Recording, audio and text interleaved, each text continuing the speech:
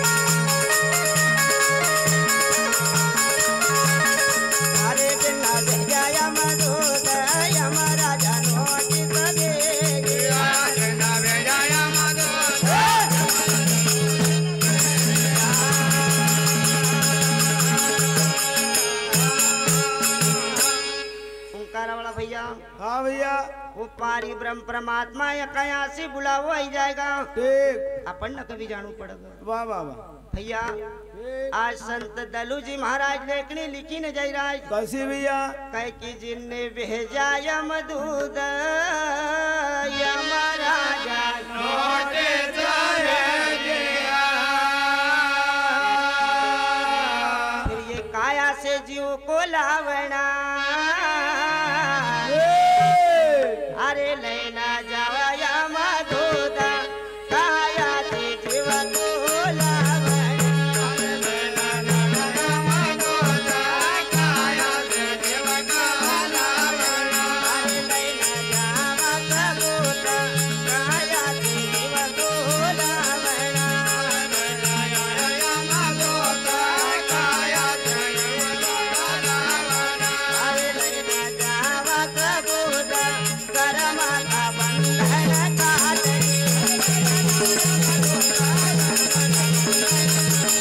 ओ मैं न जावा सबूत कर्मा का बंधन काट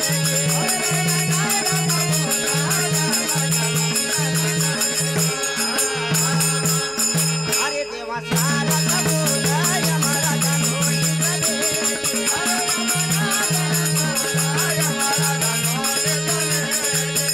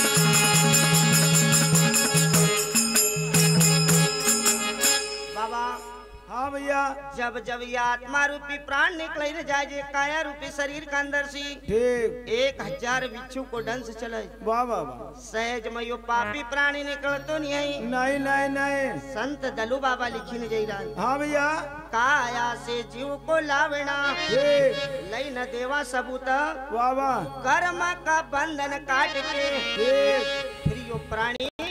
आत्मा का अपनी फाइल खुले ठीक फिर देवा सारा सबूत यमराजा नोटिस भेजिया अरे जिन भेजा यमदूत यमराजा नोटिस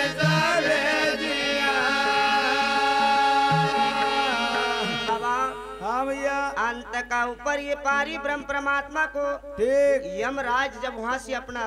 सिपाही लोग ने को भेजे, वाह वाह वाह हमारा ये काया रूपी तन का अंदर भैया ठीक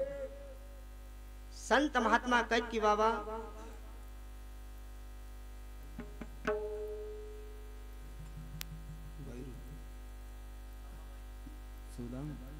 मान्य वरदान दाता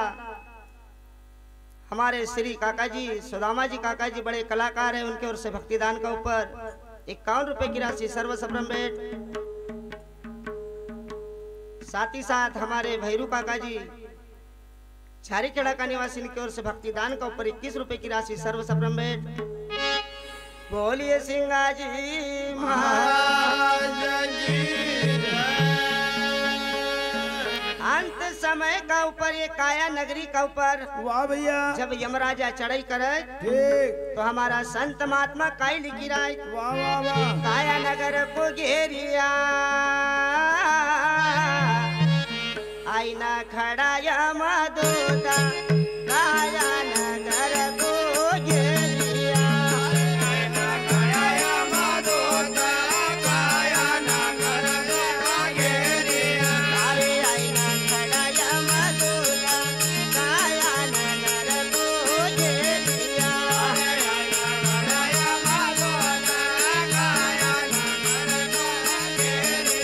ओ आईना खड़ा यमदूता करमा की जंजीर डाल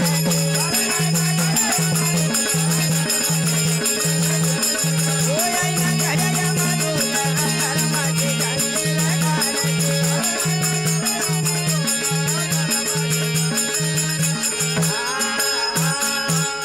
अरे काला जय मजबूता यमराजा ढोली बजे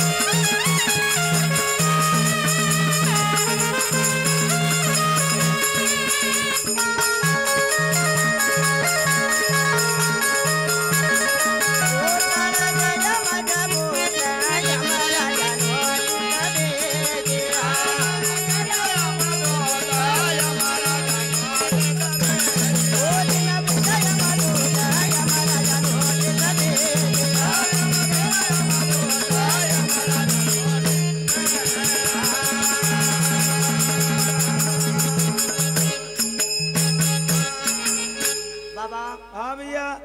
जैसी तिथि दसवीं थी वाह वाह और वाह संत महात्मा भी बतावे कि भैया ठीक एक भजन का अंदर सिंघा जी बाबा की कथा के अंदर कह हाँ 10 दरवाजा बंद किया वाह वाह वाह कैसो निकल गयो रे रहवासी माजा मायरा रे वाह रे भैया बंदो गयो सकोनी वाट। ठीक आज तिथि दसवीं थी हमारा काका जी, हाँ आज तिथि दसवीं पाई ना अपना 10 दरवाजा न बंद किया ठीक और भैया 3 दरवाजा गुप्त बताए हाँ 13 दरवाजा किया काया रूपी शरीर से हाँ भैया हमारा संत महात्मा कह की भैया ठीक कह की काया नगर को घेरिया वाह वाह वाह आई न खड़ा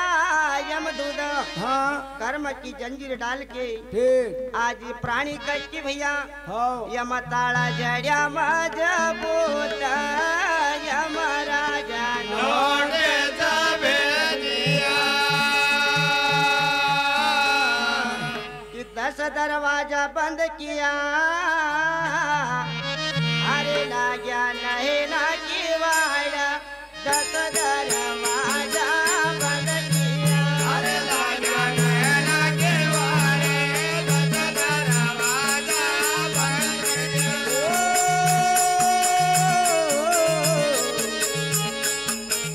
अरे लाग्या नहीं ना की वाड़ा 10 दरवाजा बंद किया लागा नैना के वारे 10 दरवाजा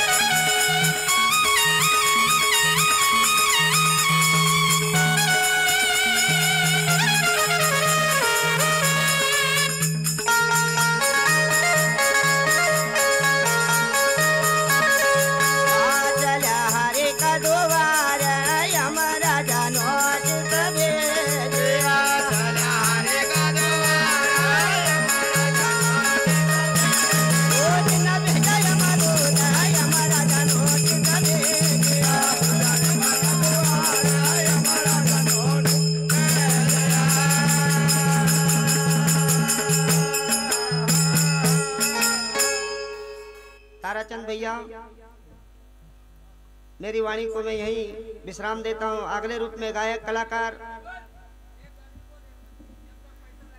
बोलिए सिंगाजी महाराज